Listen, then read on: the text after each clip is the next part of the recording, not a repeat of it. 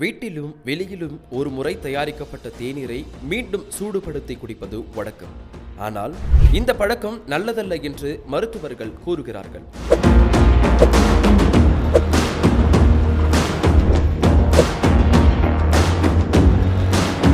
Journal of food சயின்ஸில் வெளியிடப்பட்ட ஒரு ஆய்வில் இதுபோன்று தேநீரை மீண்டும் சூடுபடுத்தி குடிப்பதால் 3 வகையான உடல்நல பிரச்சனைகள் ஏற்படும் என்று எச்சரிக்கின்றன.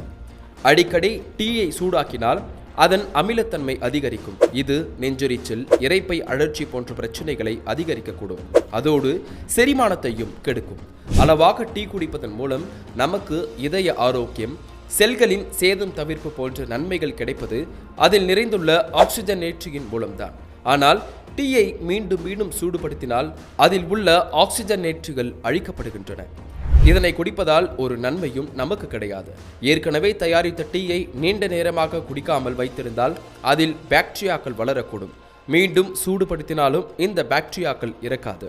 இதனை குடிப்பதால் வயிற்று வலி மற்றும் உணவு மூலம் பரவும் நோய்கள் ஏற்படும் அபாயம் அதிகரிக்கிறது. அதனால் முடிந்தளவு தேவையான டீயை தயாரித்து அப்போதே குடிக்கவும். ஒருவேளை அவசியப்பட்டால் அவற்றை பிளாஸ்குகளில் நல்ல சூட்டோடு சேமித்து வைத்து பின்னர் குடிக்கவும் மருத்துவர்கள் பரிந்துரைக்கின்றனர்.